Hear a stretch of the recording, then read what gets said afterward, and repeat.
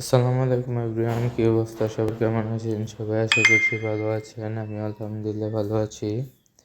তো আজকে চলে আসলাম আমাদের ঘাসের জমিতে। আর অল্প কিছু দিনের মধ্যেই তো যেহেতু কোরবানি, তাই খামারিদের মধ্যে অনেক ভিন্ন ধরনের প্রস্তুতি থাকে। তো সেটাই আজকে আপনাদের দেখানোর চেষ্টা করব। তো চলে আসলাম ঘাসের জমিতে।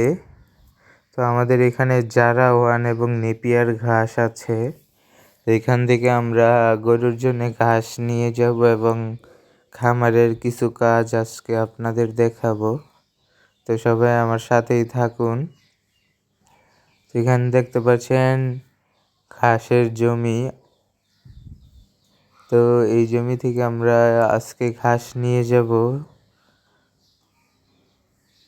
তো সবাই আমার সাথেই থাকুন এবং দেখতে থাকুন আজকের আমাদের কাজ। যেহেতু সামনে কোরবানির ঈদ, তো কোরবানির ঈদকে ঘিরে আমরা ভিন্ন ধরনের প্রস্তুতি নিতেছি। ওই যে খামার থেকে সুমন মামা আসতেছে ঘাস কাটার জন্যে।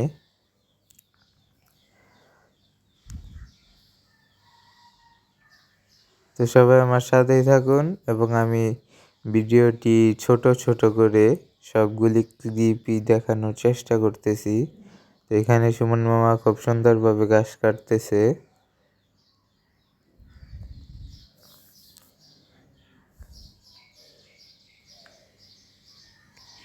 তো আজকে যেহেতু খামারের কাজও দেখাবো, তাই খামারে চলে আসলাম। যেহেতু সামনে কোরবানির ঈদ, তো আমাদের ডিসপ্লে সেন্টারের ফ্যানটা একটু নষ্ট, তাই এই ফ্যানটা ঠিক করতে হবে। তো আমি খামার থেকে ভিডিও করে দেখানোর চেষ্টা করলাম। তো এখানে আমাদের এই ফ্যানটা এখন ঠিক করা হচ্ছে এবং আমাদের ওই জমির ঘাস কাটা শেষ এবং এখন সুমন মামা, আজমত মামা, রবিউল মামা ওনারা ঘাস নিয়ে আসতেছে খামারে। তো সেটাই আপনাদের দেখানোর চেষ্টা করলাম। আজকের ভিডিওটি সারাদিন নিয়ে করেছি, তাই ভিডিওটি একটু বড় হবে।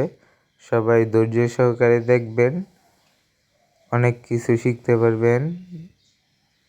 তো আমাদের ডিসপ্লে সেন্টারের ফ্যানটা ঠিক করা হলো, যেহেতু আমরা ঈদের মধ্যে গরু বের করি এবং আমাদের খামারের ভিতরের একটি ফ্যান নষ্ট ছিল, ওই ফ্যানটিও ঠিক করা হয়েছে। তো সেটাও লাগানো হচ্ছে, সেটা দেখানোর চেষ্টা করলাম আপনাদের। তো এখন আমাদের খামারে পরিষ্কার পরিচ্ছন্নতা শুরু হয়েছে। গরুকে একটু পর গোসল করানো হবে। বাহিরে অনেক বৃষ্টি হচ্ছে, সেটাও আপনাদের দেখানোর চেষ্টা করতেছি।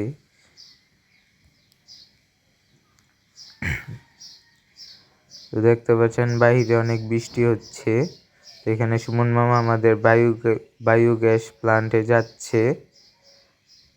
আমরা সবাই খামারে চলে আসলাম। দেখতে পাচ্ছেন কি পরিমাণ বৃষ্টি হচ্ছে।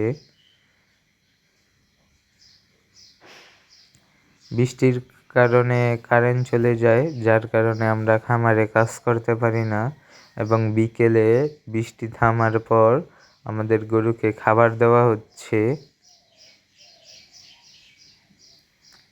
এখানে দেখতে পাচ্ছেন সুমন মামা পানি দিচ্ছে। আমাদের এখানে দানাদার খাদ্য চলে আসলো। এখানে আমাদের ধানের কুড়া আসছে।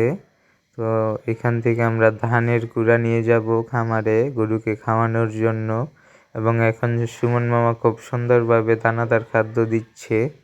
তো সেটাই আপনাদের দেখানোর চেষ্টা করতেছি।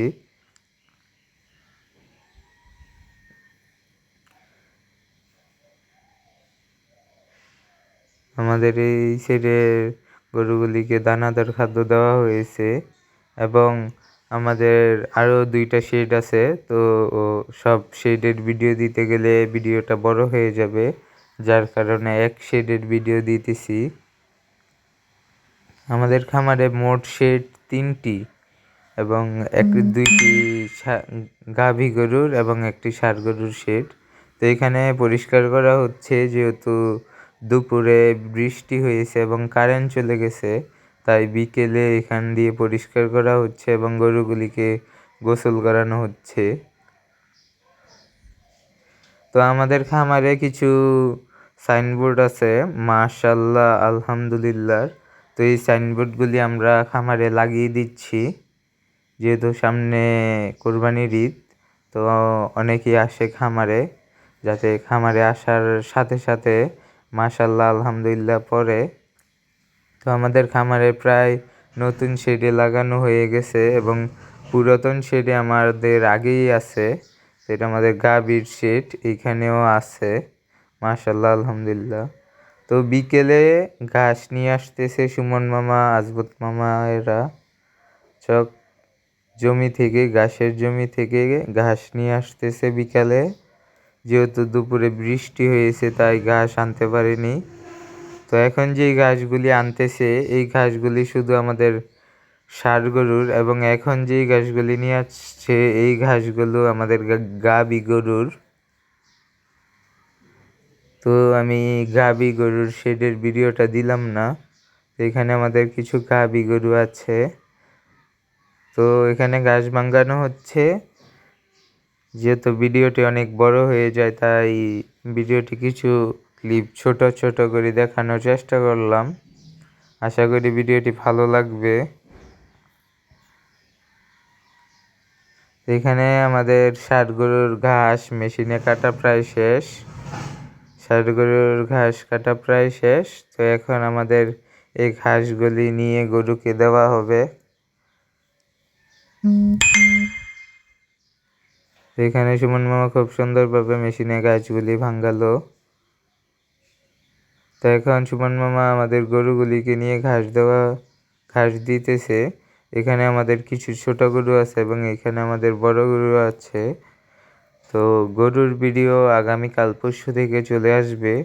তো সবাই আমার চ্যানেলটি সাবস্ক্রাইব করে আমার সাথেই থাকুন, এবং 2025 সাল কোরবানির জন্য আমরা কি পরিমাণ গরু প্রস্তুত করেছি সেটা দেখতে থাকুন। তো আজকের ভিডিও এই পর্যন্তই। সবাই ভালো থাকবেন, সুস্থ থাকবেন। আসসালামু আলাইকুম রহমতুল্লাহি ওয়া বারাকাতুহু।